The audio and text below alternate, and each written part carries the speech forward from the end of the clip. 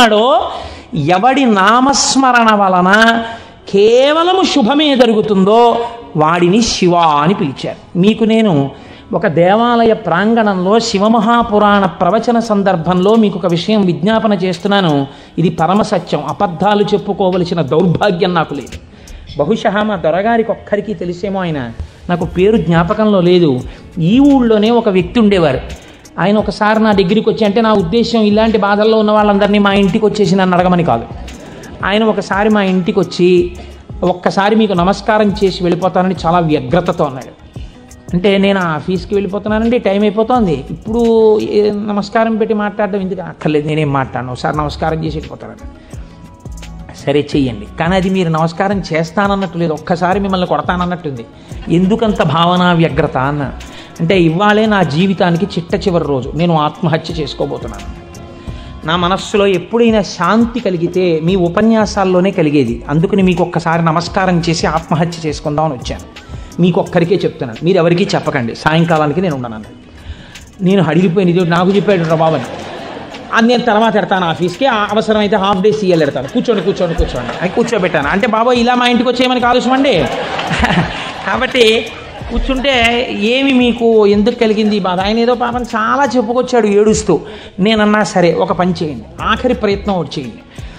మీరు దీక్షగా 42 రోజులు శివాలయానికి ఎవ్వరికీ చెప్పద్దు. ప్రదోష వేళలో వెళ్ళి శివ ప్రదక్షిణం చేసి మీరు ఏమీ చెప్పకండి. మీరు చెప్పగలిగినంతసేపు శివాలయం అరుగు మీద కూర్చుని శివ శివ శివ శివ శివ శివ ఇదొకటే. ఒక 42 రోజులు ఈ దరిద్రాన్ని, మీ కష్టాలని అనుభవించి చూడండి అన్నాను. మీరు నమ్ముతారా? ఆ వ్యక్తి నా దగ్గరికి వచ్చి, నా జీవితంలో ఆశించని రీతిలో నా జీవితానికి ఒక కొత్త మలుపు తిరిగిందండి, నేను వరంగల్ వెళ్ళిపోతున్నాను, నేను సెటిల్ అయిపోతున్నానని చెప్పాడు. ఆ వ్యక్తే నాకు ఈ మధ్యనే మళ్ళీ ఫోన్ చేసి, కోటేశ్వరారు ఇప్పుడు నేను ఎంత ఆనందంగా ఉన్నానోనండి, ఒక్కసారి మీరు ఏమైనా వరంగల్ వస్తారేమిటండి ఉపన్యాసాలకి, మీ దర్శనానికి వద్దాం అనుకుంటున్నాను, నేను కూడా కాకినాడ అన్నాడు. అయ్యా మీరు ఎప్పుడైనా కాకినాడ ఇప్పుడు అక్కర్లేదు, ఇప్పుడు తర్వాత వద్దురు, కానీ నేను వరంగల్ ఇప్పుడు మాత్రం రావట్లేదు, నేను వరంగల్ వస్తే చెప్తాను, అప్పుడు మీరు నా దగ్గరికి వద్దురు కానీ తప్పకుండా దర్శనానికి అన్నాడు.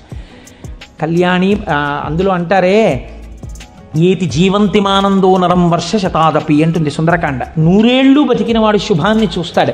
అందుకే తొందరపడి ఏదో సమస్య ఉందని ఆత్మహత్యలు చేసేసుకుంటాం, ఇలాంటి మాటలు అనకూడదు. కాబట్టి చూడండి, శివుడు ఉద్ధరించగలడు అనడానికి ప్రత్యక్ష ప్రమాణం మనకే ఉంది కదా. శివం అంటే మంగళం, శోభనం, శ్రేయస్సు, కళ్యాణం. ఏ శుభము నీకు కావాలన్నా శివానుగ్రహముగానే వస్తుంది. శివానుగ్రహము కలిగితే నీ ఇంట సర్వమంగళములు జరుగుతాయి. అందుకే శంకర భగవత్పాదాచార్య స్వామి శివానంద లహరిలో ఒక మాట అంటారు, అసలు శివ నిన్ను చూసి ఏదేదో అనుకుంటుంటారు, అసలు నీ స్వరూపం ఒక్కసారి ఆలోచించు. కరస్తే హేమాద్రౌ గిరిశ నికటస్తే ధనపతౌ గృహస్థే స్వర్భూజామరసురభిచింతామణిగణే శిరస్థే సీతాంశౌ చరణయుగళస్తే అఖిల శుభౌ కమర్థం దాస్యేహం భవతు భవదర్థం మమ మనః అంటారు. శంకర, నాకు శుభం ఇయ్యని అడగడానికి నీకు నేనేమి ఇచ్చివను? కరస్తే హేమాద్రౌ, ఒక చేతిలో నువ్వు మేరు పర్వతం బంగారు కొండ పట్టుకున్నావు, బంగారు కొండే నీకుంది, ఇంకేమివ్వను? గిరిశ నికటస్తే ధనపతౌ, గిరిశ ఓ శంకర, నీ పక్కన నవనిధులకు అధిపతి అయిన కుబేరుడు ఇలా నిలబడ్డాడు. నువ్వు ఎప్పుడు కుబేరా కొంచెం ఏమైనా 2 రూపాయలన్నా ఏంటి అనలేదు. ఆయనే ఎప్పుడు ఏమైనా అడుగుతావేమోనని ఇలా నిలబడ్డా, ఆయన కోరిక తీరలేదు. గిరిశ నికటస్తే ధనపతౌ, కుబేరుడు నీ పక్కన ఉన్నాడు. గృహస్థే స్వర్భూజామరసురభి చింతామణిగణే, నీ ఇంట కల్పవృక్షాలు, కామధేనువులు, చింతామణులు రాసులు పోసి ఉన్నాయి. ఎన్ని కామధేనువులు, ఎన్ని కల్పవృక్షాలు, చింతామణులతో గోడలు కట్టారు నీ ఇంట్లో. పోన్లేవయ్యా ఇవన్నీ ఉన్నాయి, కానీ నీకేదో మోక్షం ఇస్తాను, నీకేమైనా అనారోగ్యం వస్తే తగ్గిస్తానడానికి నీ యొక్క శిరస్సు మీద సీతాంశు చంద్రబింబం ఉంది, చంద్రరేఖ ఉంది, కాబట్టి మోక్షం ఇచ్చే అధికారం నీకుంది. ఇంకా నీకు నేనేమివ్వను? నాది నాది అన్నది ఒక్కటి ఉంది నా దగ్గర, నీది కాదని నా దగ్గర ఉన్నది అన్నది ఏమిటో తెలుసా? కమర్థం దాస్యేహం భవతు భవదర్థం మమ మనః. నాది అని అస్తమానం నన్ను బంధనంలో పడేసే ఈ మనస్సు నీకు ఇచ్చేస్తా, బుచ్చేసుకో. ఏదో రకంగా ఆయన పాదాల దగ్గర చేరడానికి శంకరాచార్యులు వారు మన కోసం చేసినటువంటి శ్లోకం కమర్థం దాస్యేహం భవతు భవదర్థం మమ మనః మమ అన్న చోట నేను అన్న శబ్దం శంకరాచార్యుల వారి కోసం అంటే ఆయన అపరశంకరుడు, మన కోసం. ఇది జగద్గురువుల యొక్క కారుణ్యం. కనుక అటువంటి శంకరుడికి మీరేమి ఇవ్వాలి? మీరేమి ఇవ్వక్కర్లేదు. కానీ మీరు ఇలా నమస్కరిస్తే చాలు, ఒక్కసారి శివ అంటే చాలు, ఆయన పొంగిపోతాడు. అందుకు కదా మనం ప్రదోష వేళలో ఉపన్యాసం మొదలుపెట్టే ముందు శివాష్టోత్తర శతనామ స్తోత్రాన్ని ఒక్కసారి అనుసంధానం చెయ్యాలి అని మనం అనుకుంటున్నాం. మీరు చూడండి, నేను ఇక్కడ మీకు ఒక గంభీరమైనటువంటి విషయాన్ని వాళ్ళ ప్రస్తావన చెయ్యాలి అని అనుకుంటున్నాను. ఆనందం వస్తే కళ్ళజోడు తీసేస్తూ ఉండడం, మళ్ళీ పెట్టుకు చూసుకుంటూ ఉండడం. బాగుందండి మీరు చెప్పింది, శంకరుడు అంతటి గొప్పవాడే, ఇంతవరకు బాగుంది. కానీ ఇలా ఆయన ఎప్పుడూ మా కంటితో మేము చూడని రూపంలో ఉండడమేనా, లేకపోతే మాకు ఇంతకన్నా ఏమైనా గొప్ప ఉపకారం చేశారా? కళ్యాణం, భద్రం, శ్రేయం, శోభనం, శుభం, వీటన్నింటికీ అర్థం కేవలం శుభాలు చేసుకోవడం, పెళ్ళిళ్ళు చేసుకోవడం, బూరులు తింటూ ఉండడం, గారులు తింటూ ఉండడం, ఇవేనా? ఇంకేమైనా చెప్పారా శంకరుడు? ఇవే నా అర్థం, నేను ఇవే మీకు చేసి పెడుతూ ఉంటానని ఏమైనా అన్నారా?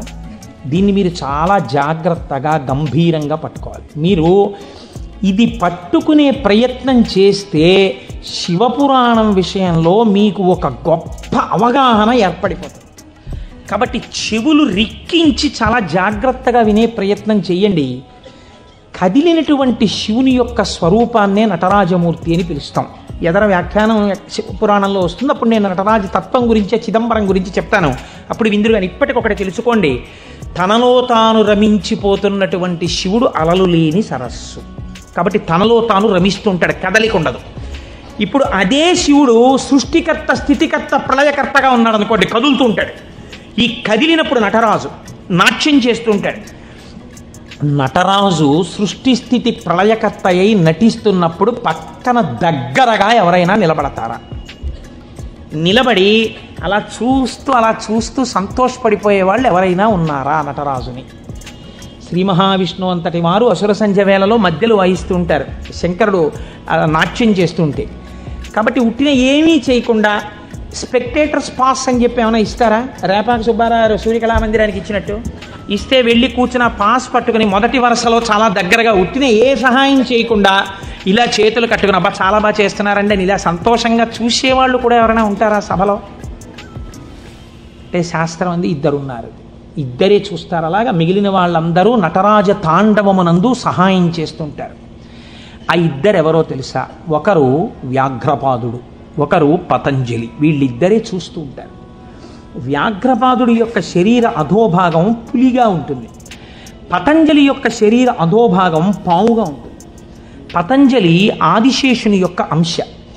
ఈ పతంజలి వ్యాకరణానికి మహాభాష్యం చేశారు. ఈ పతంజలి 1000 నాలుకలతో సమాధానం చెప్పేవారు. ఒకానొకసారి ఈ పతంజలి మహర్షి దగ్గరికి 1000 మంది శిష్యులు వచ్చి, అయ్యా మీ దగ్గర మేము వ్యాకరణం నేర్చుకోవాలనుకుంటున్నామని అడిగారు.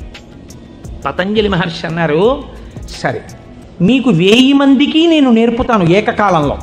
ఎవరు ఏ స్థాయిలో ఉన్నారో ఆ స్థాయిలో పాఠం చెప్పేస్తాను. మీకు ఉదాహరణకి వ్యాకరణం అంటే కొద్దిగా సంగీతంతో పోల్చండి. కొద్దిగా అమరిక కోసం సంగీతం నేర్పేటప్పుడు బాగా కీర్తనల్లోకి వచ్చేసిన వాళ్ళకి, ఇంకా సరిగమ పదనిసల్లో ఉన్న వాళ్ళకి, from the lowest string to the highest string కలిపి కూర్చోపెట్టి సంగీతం నేర్పడం కుదరదు.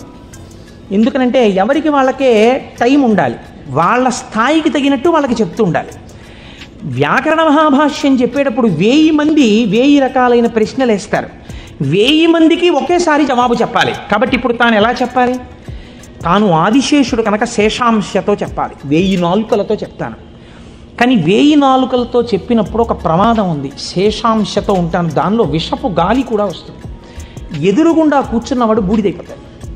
కాబట్టి తెర అడ్డం కడతాను. ఇది చిదంబరంలో జరిగిందండి యథార్థంగా.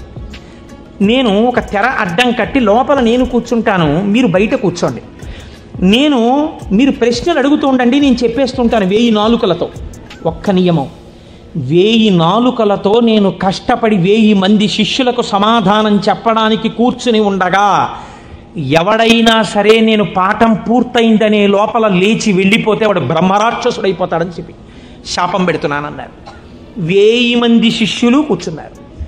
కొంతమందికి అసలు ప్రారంభంలోనే అనుమానాలు ఉంటాయి. అలాంటి వాళ్ళు కూడా ఉంటారు. ఇప్పుడు ఇది మోక్షద్వారం, ఇందులో దూరితే మోక్షం వస్తుంది అన్నాం అనుకోండి, ఇది ఎవరు పెట్టారండి అంటాడు. వెంటనే వాళ్ళు వచ్చారు. అసలు ముందు తెలుసుకోవడం కన్నా అనుమానాలు ఎక్కువ. అక్కడే పతనం ప్రారంభం. విన్నదాన్ని మననం చేసి దీన్ని మనం ఎంత అనుష్ఠానంలోకి తెద్దామని చూడకుండా మనం ఎన్ని అనుమానాలు ఇందులో తెచ్చేసుకుందాం అనేటప్పటికీ అది ఎప్పటికీ ఆగవు. మీకు ఎప్పటికీ ఆగవు అనుమానాలు. ఇప్పుడు ఏమైపోయింది, ఇందులో ఒకటికి అనుమానం వచ్చింది. ఏమిటో వెళ్ళిపోతే బ్రహ్మరాక్షసుడు అంటున్నాడు. ఈ మాట వినగానే అసలు నాకు తోచడం మానేసింది.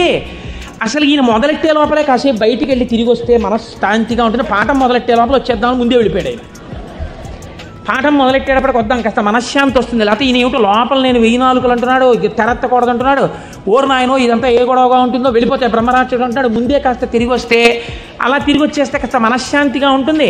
అప్పుడు వచ్చి కూర్చుందాం పాఠానికని ముందే వెళ్ళిపోయాడు. అంటే ఎలా ఉంటారో చూడండి లోకం. ఇప్పుడు పతంజలి వ్యాఖ్యానం మొదలుపెట్టారు. 1000 నాలుకలతో చెప్పేస్తున్నారు ఆయన పాఠం. ఒక ఆయనకి అనుమానం వచ్చింది. ఏమిట్రా 1000 మంది అడుగుతున్నాం, 1000 మందికి చెప్పేస్తున్నాడు సమాధానాలు, ఎలా చెప్తున్నాడు రా ఈయన? తెర అడ్డం కట్టాడు, నేను చెప్తాను లేండి అన్నాడు. నిజంగా అసలు ఎలా చెప్పగలుగుతున్నాడో ఒక్కసారి చూద్దామని. చూడండి, సేవ చేస్తున్నారు పరమాత్మకి అని తెరడ్డం పెడితే ముందు వరుసలో కూర్చున్నవాడు తెరెత్తి చూస్తుంటాడు. ఎంత తప్పది అంటే అది కూడా భక్తి. కాబట్టి అలా ఆ పతంజలి అటు కూర్చుని ఉండగా ఒక శిష్యుడు ఏం చేశాడంటే మెల్లిగా తెరెత్తాడు. తెరెత్తి చూశాడు. చూసేటప్పటికి విషపు గాలి వాడు ఒక్కడి మీదకే పెడుతుందా? ఈ 999 మంది బూడిదైపోయారు. అట్నుంచి ప్రశ్న ఆగిపోయింది. ఆగిపోగానే పతంజలికి అనుమానం వచ్చింది. ఏదో జరిగిందని ఆయన పాఠం ఆపి లేపి తెర తీసి చూశారు. బూడిద రాసులు ఉన్నాయి. అరేరే చచ్చిపోయారా 1000 మంది అనుకున్నారు. ఇంతలో పాఠం వినడానికి కొంచెం మనశ్శాంతితో వద్దామన్నవాడు వచ్చాడు. నువ్వు ఎక్కడికి వెళ్ళావురా అని అడిగాడు ఆయన. అది నేను చెప్తాను కానీ వీళ్ళు ఏంటంటే 999 బూడిద కుప్పలు ఏమిటండి అన్నాడు. వాడు బుర్ర మరీ పాడైపోయాడు. ఆయన అన్నారు, కంగారు పడకు, నేను ముందే చెప్పాను కదా తెరద్దని. ఎవడో ఎత్తాడు, బూడిదైపోయారు. నువ్వు మాత్రం ఒక్క శిష్యుడు మిగిలావురా, మీకు 1000 మందికి పాఠం చెప్తానన్నాను, కనీసం ఒక్కడే మిగిలావు, నీకు చెప్తాను పాఠం అన్నారు. వాడు హడిలిపోయాడు. అయ్యి బాబోయ్ పాఠమే అని. ఇప్పుడు పతంజలి అన్నారు, నీకేం చెప్పను, కంగారు పడకు, నీకు నేను అనుగ్రహించేస్తున్నాను, నీకు వ్యాకరణం అంతా భాషించేసింది, నీకు వచ్చేసింది వ్యాకరణ భాష.